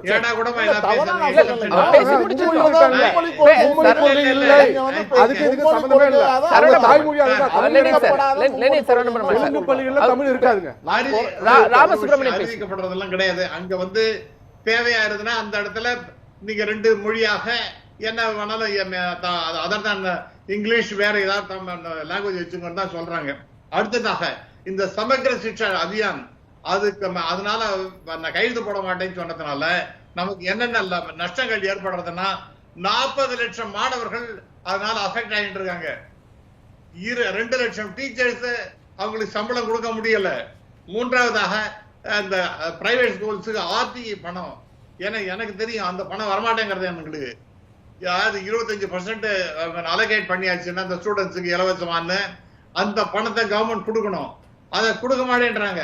சோ இந்த மாதிரி மிகப்பெரிய அளவிற்கு பிரச்சனை ஓடிக்கொண்டிருந்தால் அப்ப என்ன செய்ய முடியும் சொல்லுங்க? சரி, சரவண பெருமாள் சொல்லுங்க. அதாவது சார் அவரு சொல்ற விஷயத்துல இதுல வந்து அறிவிக்கப்படாதன்னு கூட சொல்ல வேண்டாம். நம்ம ஏற்கனவே தமிழகத்தில் இருக்கு. நீங்க புதுசா ஒன்றும் வந்து நீங்க மும்மொழி கொள்கையை ஏற்க முடியாதுலாம் சொல்லவே முடியாது. இங்க வந்து மொழின்றது ஒரு பிரச்சனையே கிடையாது. வளர்ச்சிக்கு எது தேவையோ அதை முன்னிறுத்தி நீங்க பயன்படுத்தி கொண்டு போய்ட்டு தான் இருக்கணும். இன்னைக்கு வந்து வெளி மாநிலத்தில இருந்து நான் எல்லாம் சொல்லி முடிச்சிடறேன் சார். வெளி மாநிலத்தில இருந்து இங்க வந்து அழகா வந்து 10-15 நாள் தமிழ்ல அழகா பேசுறான். ஆகையினால நீங்க இங்க இருக்கக்கூடிய தமிழர்கள் அந்த மாநிலத்துல போய் பேசும்போது வந்து பாத்தீங்கன்னா நீங்க வந்து இந்தின்றது ஒரு தேவைப்படக்கூடிய ஒரு சூழ்நிலை இருக்கு. எல்லா இடங்களும் இது ஒவ்வொரு மொழிகள் ஒவ்வொரு மாநிலத்துக்கு ஒரு சூழ்நிலையை உருவாக்கி வைத்திருக்கிறோம். ஒவ்வொரு மாநிலத்துக்கு போகும்போது அந்தந்த மொழிகள் தேவை. அப்படின்னா அந்த நான் சொன்னேன் 5,90,000 பேர் ஹிந்தி படிக்கிறாங்க சார். ஹிந்தி பிரச்சார சபா மூலமாக அவங்களை யாரையா தடுத்தாங்களா? அது வந்து தடுக்கிறத பத்தி பிரச்சனை சார். பார்லிமெண்ட் ஆக்ட் பிரகாரம் செயல்படுது சார். நீங்க விஷயத்தை புரிஞ்சுக்க மாட்டேங்குது. சரி, பார்லிமெண்ட் ஆக்ட் பிரகாரம் இந்தி பிரச்சார சபா செயல்படுது. சரி, ஆகையினால வந்து இந்தி வந்து நீங்க பரவலா பேசுறாங்க. அதுதான் விஷயமே ஒழிய நீங்க வந்து இங்க வந்து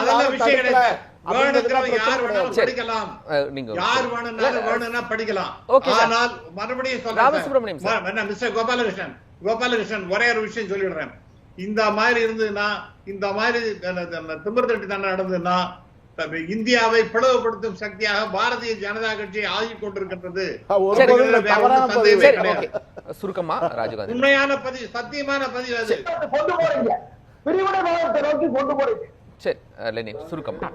மும்மொழி கொள்கை தானே கொண்டு வந்தோம். நாங்க இந்திய சொல்லலையே நாங்க.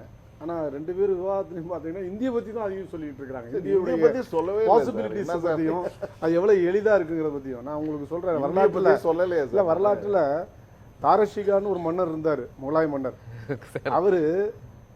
அவரு மொழிகளின் சங்கமத்தை மோடிக்கு முன்னாடியே நடத்தினவர். மோடி நடத்தினது காசி சங்கமம் இல்ல, அவர் தான் உண்மையான காசி சங்கமம்.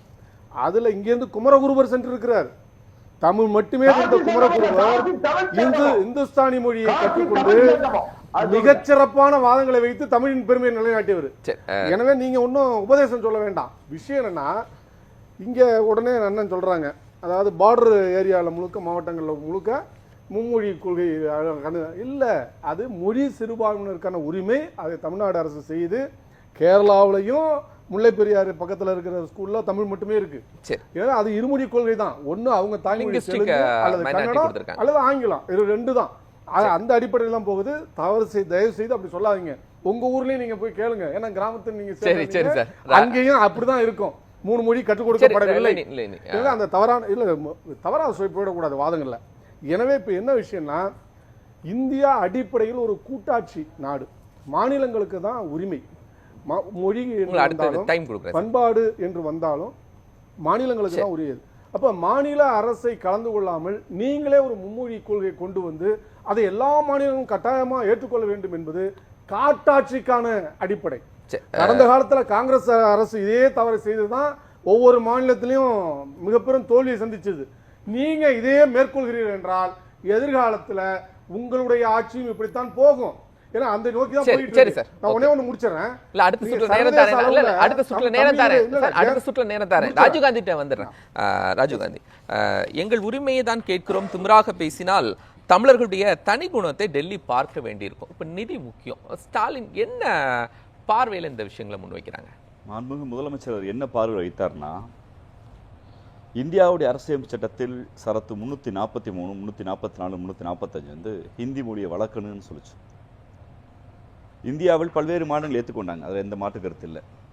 ஆனால் தமிழ்நாட்டில் மட்டும்தான் பாவேந்தர் பாரதிதாசனுடைய இந்திக்கு தமிழ்நாட்டில் ஆதிக்கமாக நீங்கள் எல்லோரும் வாருங்கள் நாட்டினரே, செந்தமிழுக்கு தீமை வந்த பின் இந்த தேகம் வந்து லாபம் உண்டோ, விந்தை மொழி எங்கள் மொழி, அது வீரத்தமிழ் மக்கள் ஆவி என்போம், இந்திக்கு சல்கி தந்திடுவார், அந்த ஈனரை காரி உமிழ்த்திடுவோம், எப்பக்கம் வந்து புகுந்து விடும் இந்தி எட்டனை பட்டாளம் கூட்டி வரும் சொல்லி ஒரு பெரிய யுத்தத்தை நடத்தினோம்.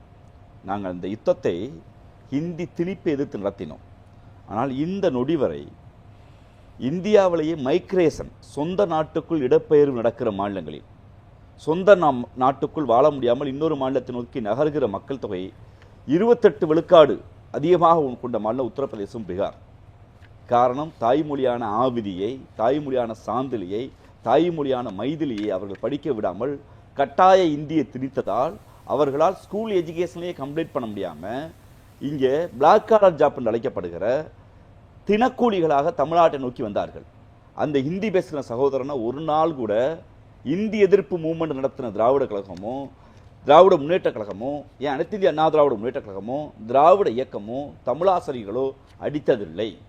ஹிந்தி சொல்லிக் கொடுக்கிற இந்தி பண்டித்துகளை அடிக்கவில்லை.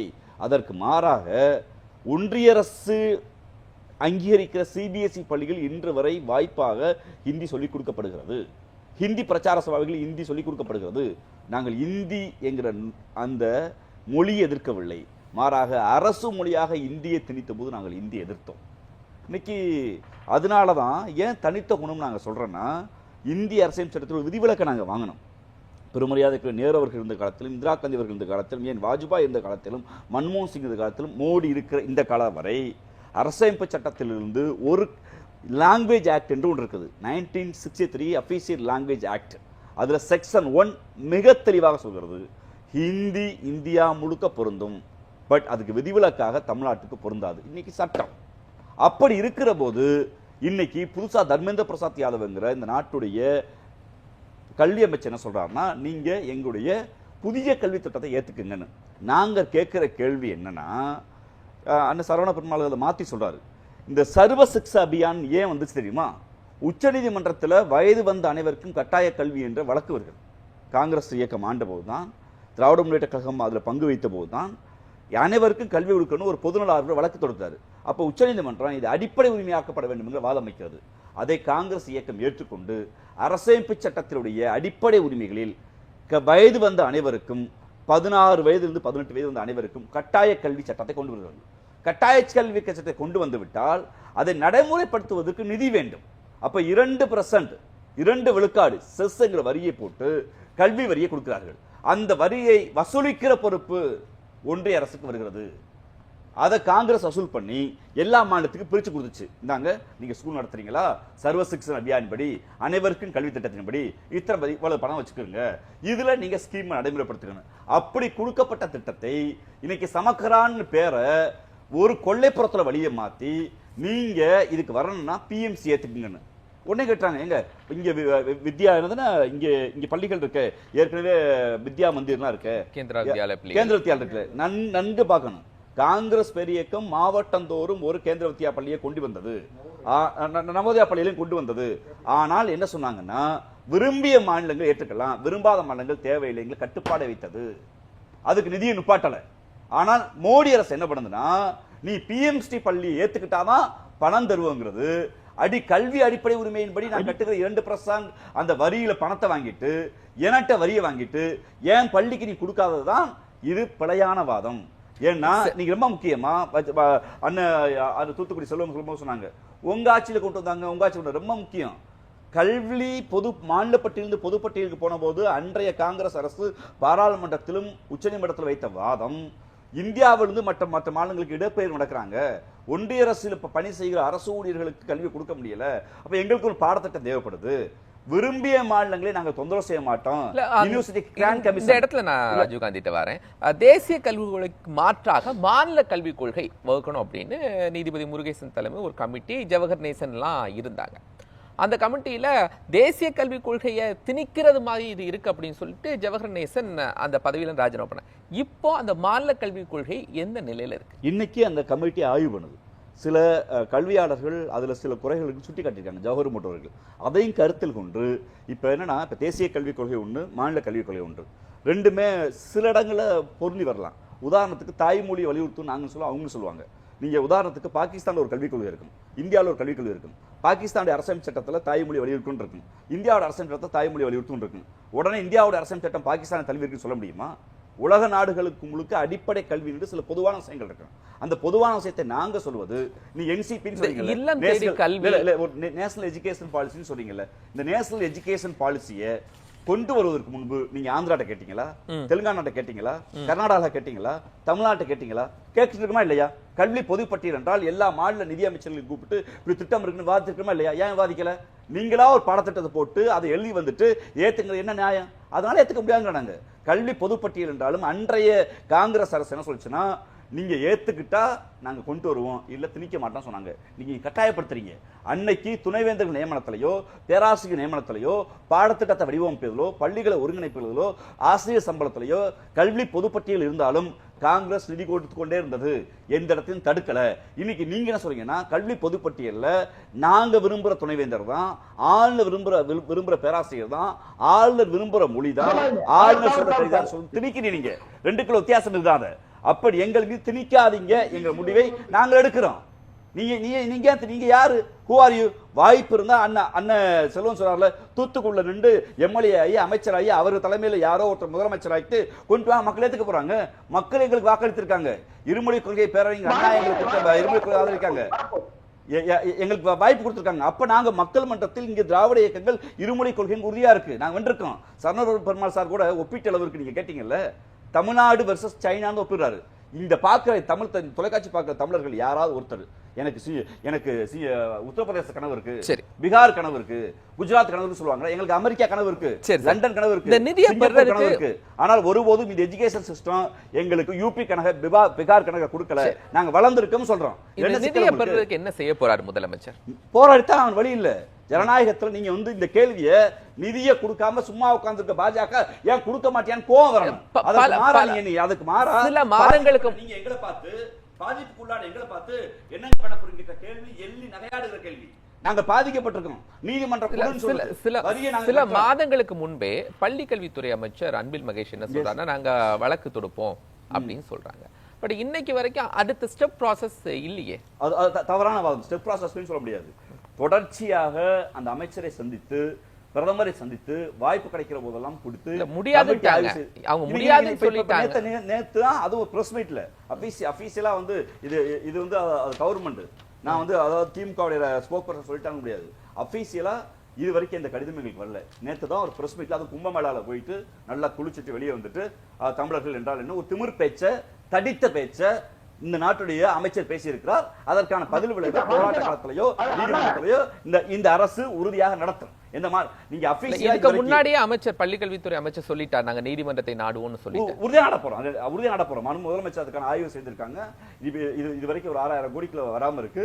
உறுதியா நீதிமன்றத்தை நாடுவோம். ஆனால் மக்கள் மன்றத்துல பாதிக்கப்பட்ட எங்களை பார்த்து என்ன செய்ய போறீங்க கேள்வி பிழையான கேள்வி. இன்னொன்னு அண்ணன் சரவண பெருமாள் நான் சொல்லிக்கொள்ள விரும்புகிறேன். நாடு சுதந்திரம் அடைந்த போது தமிழ்நாடு என்ற சென்னை மாகாணத்துக்குள் தெலுங்கு, உருது, கன்னடம், மலையாளம், கோண்டு, தூதுவானா போன்ற மொழிகள் பேசப்பட்டது.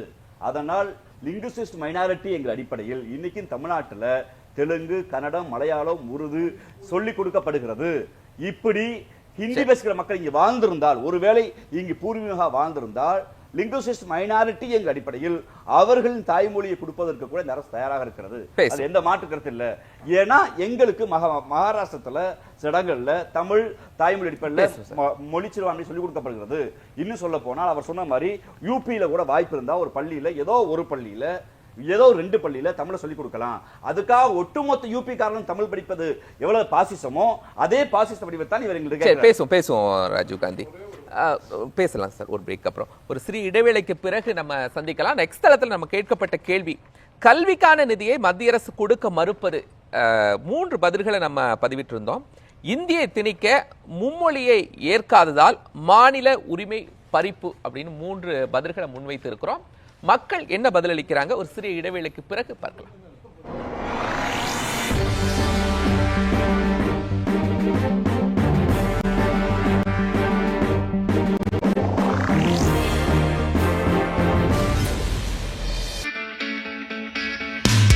உங்கள் நியூஸ் 7 தமிழின் புதிய பரிணாமம். டிஜிட்டல் யுகத்தில் சமூக வலைதளங்களில் முன்னணி ஊடகமாக முத்திரை பதித்துக் கொண்டிருக்கும் உங்கள் news 7 Tamil YouTube, Facebook, Instagram, ShareChat, X போன்ற தளங்களை தொடர்ந்து தனித்துவத்துடன் செய்திகளை விரைவாக வழங்க வாட்ஸ்அப் சேனலாக உங்கள் உள்ளங்கையில் உண்மை செய்திகளை உடனுக்குடன் பெற வாட்ஸ்அப்பில் பின்தொடருங்கள். நாளுக்கு நாள் தீவிரமடையும் செய்தி என்ன? திமுகவை பொறுத்த வரைக்கும் அரசுங்கிற பொறுப்புல இருக்கிற போது அவங்க ஆதிவாசி ஒருத்தரை சீஃப் மினிஸ்டர் ஆக்கிட்டாங்க. கருத்தை சொல்வதற்கு உரிமை இருக்கிறது. எந்த கட்சியை வேணாலும் விமர்சிக்கலாம். பேசியது தவறில்லை, உள்நோக்கத்தோடு விமர்சிக்கிறார்கள் சொல்ல வரீங்க. இந்த ஆக்ஷன்ஸ் எல்லாம் நேத்துக்கு அப்புறம் அரசு ஏன் எடுத்திருக்காங்க? 2019 தேர்தலில் இருந்த கட்சிகள்லாம் இன்னைக்கு என்டிஏவில் இல்ல. நம்பிக்கை உருவாக்கணுங்கிறதா எல்லாருடைய கேள்வி நேரம் தினமும் இரவு 7 மணிக்கு. நேயர்களின் கனிவான கவனத்திற்கு ஒரு நாளின் உதயம் முதல் அஸ்தமனம் வரை அனைத்து நிகழ்வுகளையும் குறுஞ்செய்திகளாக, வீட்டு வாசல் முதல் விண்மின் மண்டலம் வரை அலசும் அரிய செய்திகள். 24 மணி நேரத்தின் முக்கிய உலக நிகழ்வுகள் அனைத்தும் 100 செய்திகளாக 30 நிமிடத்தில். விளம்பர இடைவெளியின்றி விறுவிறுப்பான விரைவு செய்திகள். நான்-ஸ்டாப் 100 தினமும் காலை 8 மணிக்கு. உள்ளூர் கோயில்கள் முதல் உலக பிரசித்தி பெற்ற கோயில்கள் வரை சிறப்பு வழிபாடுகள், பிரசித்தி பெற்ற திருவிழாக்கள் சிறப்பு நேரலையில். பல்வேறு கோவில்களில் நடைபெறும் அனைத்து நிகழ்ச்சியும் தொகுப்பாக ஆன்மீக செய்திகள் என அனைத்தும் உங்கள் உள்ளங்கையில். நியூஸ் 7 தமிழ் பக்தி ஆன்மீக பயணத்தின் டிஜிட்டல் முகவரி. உடல் நலம் குறித்த சந்தேகமா? சிகிச்சை முறைகள் குறித்த குழப்பமா? உடல் நலம் மற்றும் மனநலம் குறித்த உங்கள் சந்தேகங்களுக்கும் வீட்டிலேயே செய்யக்கூடிய எளிய சிகிச்சை முறை முதல் அதிநவீன சிகிச்சை முறைகள் வரை விரிவான தகவல்களை உங்கள் விரல் நுனியில். ஆரோக்கிய வாழ்விற்கான வழிகாட்டியாக உங்கள் நியூஸ் 7 தமிழ் ஹெல்த். யாக்கை காக்க. உங்கள் நியூஸ் 7 தமிழின் புதிய பரிணாமம். டிஜிட்டல் யுகத்தில் சமூக வலைதளங்களில் முன்னணி ஊடகமாக முத்திரை பதித்துக் கொண்டிருக்கும் உங்கள் news 7 Tamil YouTube, Facebook, Instagram, ShareChat, X போன்ற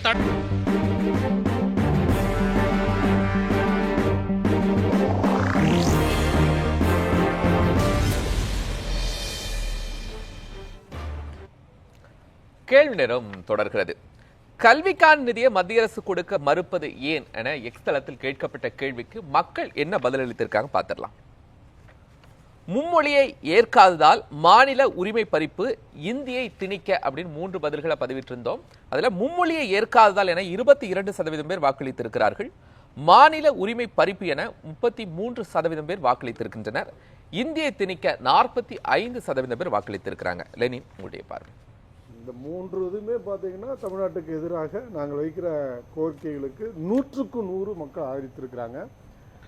என்ன விஷயம்னா, நாங்கள் ஒரு மொழியை எதிர்ப்பவர்கள் இல்லை, திணிப்பை தான் எதிர்க்கிறோம். அதுவும் ஒரு அரசு ஒரு மொழியை குறிப்பிட்டு அதை திணிப்பது என்பது, எல்லா மக்கள் மத்தியிலையும் திணிப்பது என்பது நிச்சயமாக ஏற்றுக்கொள்ள முடியாது. இந்தியா ஒரு பன்மைத்துவ நாடு, இது கூட்டாட்சி தன்மையோடு இருக்கிற நாடு. மாநிலங்களுக்கு தான் அதிக உரிமை இருக்கிறது. ஒரு பண்பாட்டை, அந்த மாநிலத்தினுடைய மொழியை பாதுகாக்க வேண்டிய கடமை இருக்கிறது. நீங்கள் ஒரு கேள்வி கேட்டீங்க, முதலமைச்சர் இப்படி பேசியிருக்கிறாருன்னு. ஆமாம், தமிழ்நாடு நிச்சயம் காத்திரமான தன்னுடைய எதிர்வினை ஆற்றும். இந்தியா முழுவதும் வாய் மூடி இருந்தபோது சமூக நீதிக்காக, இடஒதுக்கீடுக்காக குரல் கொடுத்து சட்டத்தை திருத்த வைத்த மாநிலம். மொழிப்போர் உலகத்திலே வேறு எங்கேயும் மொழிக்காக உயிர் நீத்த ஈகிகள் நீங்கள் பார்க்க முடியாது. தமிழ்நாட்டில் தான் கண்டது, தமிழ்நாடு தான் கண்டது. எனவே இவையெல்லாம் நமக்கான எடுத்துக்காட்டுகள். எனவே நீங்கள் இப்படியே போயிட்டே இருக்கலாம் அப்படின்னு நினைக்க முடியாது, நிச்சயம் விட மாட்டோம். காங்கிரஸ் ஆட்சி காலத்தில் கூட நவோதயாவை எதிர்த்தோம். இன்று வரை நவோதயா பள்ளிக்கு இங்கே தமிழ்நாட்டில் இல்லை, மற்ற எல்லா இடங்கள்லையும் இருக்குது. அது பெருந்தன்மையாக காங்கிரஸை விட்டுவிட்டது. ஆனால் இவர்கள் ஒவ்வொன்றிற்கும் நிதியை தன் கையில் வைத்துக் கொண்டு செஸ் நிதியை வாங்கி, நம்ம பெட்ரோல் போடுறதுல 2 ரூபா கொடுக்குறோம். இல்ல, சட்டம் அப்படிதான் சொல்லுதுன்னு சொல்றாரு. சட்டம் அல்ல, சட்டம் அப்படி சொல்லவே இல்லை. இது சட்டத்தின் வழியாக பேசுவது என்பதே ஒரு சர்வாதிகாரத்தனம். நிதியை நீங்க சமமா பிரிச்சு கொடுக்கணும்னு தான் சட்டம் சொல்லுது. அதுதான் பன்மைத்துவம். அப்ப அந்த மாநிலங்களுடைய உரிமையெல்லாம் உங்க கையில வைத்து கொண்டு ஒரு ஏதேச்சதிகார மனப்பான்மையோடு போறீங்க. ஒரே ஒரு விஷயம் என்னன்னா, மோடியும் இவரும் அங்க போய் கலந்துக்கிட்டாங்க, ட்ரம்ப்பும். ஒரு பத்திரிகையாளர் கேட்ட கேள்வியை அவரால் உள் வாங்கி கொள்ள முடியல, பதில் சொல்ல முடியல. அதையும் எடுத்துக்கொண்டு ட்ரம்ப் பேசினார். இந்த நிலைதான் வரும். எனவே தயவு செய்து தமிழ்நாட்டு இளைஞர்கள், மாணவர்களுடைய எதிர்காலத்தோடு நீங்கள் போர் புரிய வேண்டாம். ஒரு தலைமுறை யுத்தத்துக்கு தமிழ்நாடு தயாராக இருக்கிறது என்பது மட்டும் இந்த சொல்லி செல்வம் சார் உடனடியாக ஒன்றிய அரசு நிதியை ஒதுக்க வேண்டும் என்கிற கோரிக்கை வைக்கிறார். அதாவது திமுகவிற்கு வக்காலத்து வாங்குகிற வேலையை இந்திய கம்யூனிஸ்ட் கட்சி செய்கிறது என்கிற அளவில் தாவி வக்காலத்து வாங்குறப்போ நான் ஏன் பண்ணக்கூடாது?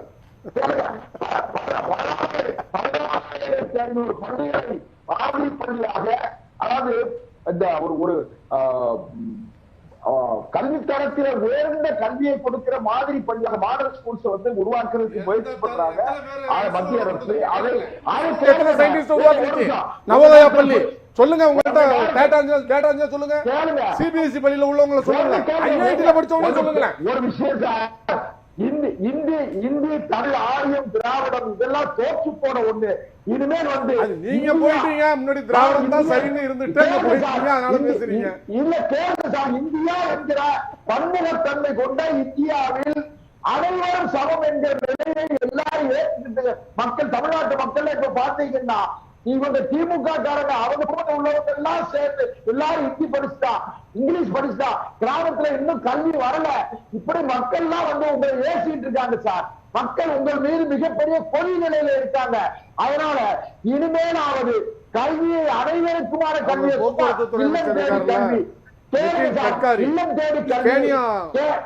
இருந்து ஒரு பஸ் லஞ்சமா எல்லா யோக்கியமே எங்களுக்கு தெரியும். பேசினா உங்க எத்தனை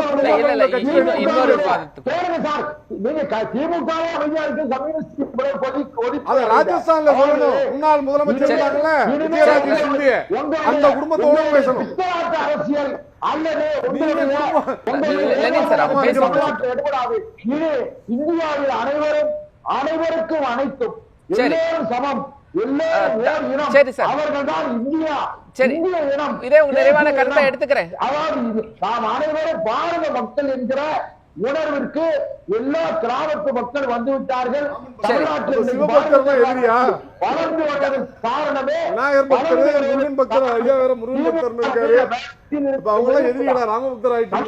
டாக்டர் ராமசுப்ரமணியம். ராமசுப்ரமணியம் சார் இந்தியாவுக்கும் எதிரி, இந்து மதத்துக்கும் எதிரி. ராமசுப்ரமணியம் சார். சார் ஒரு நிமிஷம். தேங்க்யூ. அதாவது with due respect to my dear friend Lenin, அவருக்கு நன்றாகவே தெரியும் பாகிஸ்தான் அப்படின்னு ஒருங்கிணைந்த பாகிஸ்தானாக இருந்தது. ஆனால் அது ரெண்டாக பிரிந்து வங்கதேசம் என்று உருவாவதற்கு மிக மிக முக்கியமான காரணம் லாங்குவேஜ். அந்த வங்க மொழியை புறக்கணித்து அவங்களுடைய உருது மொழியை கொண்டு வைப்பான். அதுதான் நேஷனல் லாங்குவேஜ்னு சொன்ன உடனே அதுதான் மிகப்பெரிய போராட்டமாக ஆகி கடைசியில அந்த 2 நாடாக பிரிந்தது, வங்கதேசமாக உருவானது. அது போல இன்னைக்கு இந்த பாரதிய ஜனதா கட்சியினுடைய ஒரு முயற்சி, அதாவது மை வே ஆர் ஹைவே, நான் சொல்றதை நீ கேளு, இல்லைன்னா உன் மேல வண்டி எதிர்த்து நான் பாட்டு போயிட்டே இருப்பேங்கிற மாதிரி, பணத்தை கொடுக்க மாட்டேன்னு சொல்றது, நான் சொல்ற மாதிரி நீங்க இந்த மும்மொழி கொள்கையை ஏத்துக்கணும், நியூ எஜுகேஷன் பாலிசியை ஏத்துக்கணும் அப்படின்னு சொன்னால் இது வந்து ரொம்ப ரொம்ப ரொம்ப தவறான ஒரு செய்கையா இருக்கின்றது. அதைத்தான் இன்னைக்கு நம்முடைய போல்ல தெரிவிக்கின்றது. நண்பர் லெனின் சொன்னது போல 100% இந்த மும்மொழி கொள்கை, நியூ எஜுகேஷன் பாலிசி இதற்கு எதிராகத்தான் இன்னைக்கு ஓட்டு போட்டிருக்காங்க நான் நம்புகிறேன். சரவண பெருமாள், இப்போ ஹிந்தின்றது வந்து ஒரு தவறான புரிதல். எல்லாருமே சீக்கிரம் ஓட்டு போட்டிருக்கேன்னு சொல்லிட்டு இருங்க 2 நிமிட ஓட்டு பதிவை எல்லாம் நிராகரிக்கணும். இதெல்லாம் மக்கள், சாதாரண மக்களுக்கு இது தெரியவே செய்யாது. அதாவது தமிழகத்தில் தமிழ் மொழியை கொண்டிருக்கக்கூடிய உலக தமிழ் நெஞ்சங்களுக்கு நான் சொல்றது ஒரே ஒரு விஷயம்தான், இளைஞர்களுக்கு குறிப்பா. அதாவது இந்தின்றது வந்து ஒரு 3 மொழிகளின் கலப்பு. போஜ்புரி, உருது, அரபிக், இது முன்னோட கலப்பு. பர்ஷியன் வந்து ஒரு பாட்டு, அது ஒரு உருது தான் மெயின், உருது அரபிக். ஸோ ஆகையினால இங்க வந்து உருது மொழியும் அரபி மொழியும் கற்றுக் கொடுக்குறீங்க. அப்போ பாதி இந்தி மொழியை ஏற்றுக்கிட்டாச்சு நம்ம. ஆகையினால இது ஒன்றும் பெரிய விஷயம். அதே மாதிரி அவர் சொன்னதை வந்து பாத்தீங்கன்னா 5 லட்சம் பேர் வந்து ஹிந்தி கத்துக்கிறாருன்னு சொல்லியிருக்காரு ராமசுப்ரமணியம். ஆகையினால ஹிந்தி எங்க தெரிஞ்சு போச்சுன்னா ஓட்டு விடுவாம போயிடுமோ, எப்படி திருமாவளவன் ஐயா சொன்னாரோ, ஹிந்தி தெரிஞ்சிச்சுன்னா மோடி ஓட்டு போடுவாங்க ஒரு பய அச்ச உணர்ச்சி இருக்கிறதுனால ராஜீவ்காந்தி பதில் சொல்லுவாங்க. 3 நிறைவான கருத்தை எடுத்துக்கலாம், நேரம் குறைவா இருக்கு.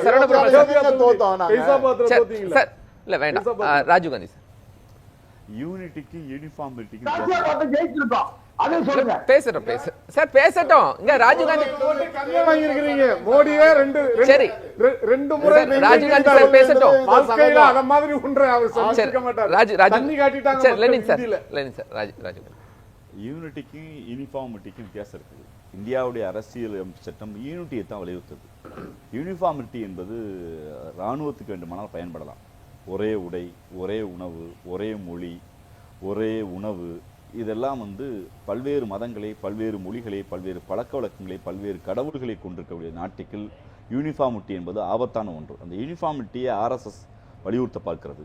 திராவிட இயக்கங்கள், பொதுவுடைமை இயக்கங்கள், காங்கிரஸ் போன்ற இயக்கங்கள் யூனிட்டி, இந்தியர் என்ற ஒற்றுமையும், அந்த இந்தியருக்குள் தெலுங்கை, கன்னடத்தை, மலையாளத்தை, இந்தியை, உருதை, சமஸ்கிருதத்தை, ஏன் போஜ்பூரியை, இங்கிருக்கிற எல்லா மொழிகளையும், இந்தியருக்குள் வைதிகம், வைணவம், சைவம், மாலியம், காணபத்தியம், இஸ்லாத், கிறிஸ்தவம், புத்தம் போன்றவரையும், உணவு பழக்க வழக்கத்தில் மாடு திங்கிறவங்க, ஆடு திங்கிறவங்க, கோழி திங்கிறவங்க, மீன் திங்கிறவங்க, கேரட் திங்கிறவங்க, இல்லைனா வெங்காயமே சாப்பிட மாட்டேன்னு சொல்ல நிர்மலா சீதாராமன் போட்டவங்க, ஏன் பண்டிஸ் திங்கிறவங்க, இப்படி பல பேர் இருக்கலாம். யூனிட்டியை வலியுறுத்துமே ஒழிய யூனிஃபார்மிட்டியை வேணாம். பாஜக சொல்வது யூனிஃபார்மிட்டி, அதையும் ஃபோர்ஸ்ஃபுல் யூனிஃபார்மிட்டி, அதை ஒருபோதும் ஏற்றுக்கொள்ள முடியாது. அது இந்திய அரசியல் சட்டத்துக்கும் இந்தியர்களின் மனசாட்சிக்கும் எதிரான ஒன்று. அதை நாங்கள் உறுதியாக எந்த வடிவில் வந்தாலும் இந்தியை நாங்கள் ஏற்றுக்கொள்ள முடியாது. நன்றி நன்றி. இந்திய திணிக்கும் முயற்சியா கல்வி நிதி மறுப்பு என்கிற விவாதத்தில் 5 கருத்துரையாளர் நம்மோடு பங்கெடுத்தாங்க. 5வருக்கும் மனமார்ந்த நன்றிகள். நேர்களை மற்றும் ஒரு நிகழ்ச்சியில் சந்திக்கலாம். நன்றி.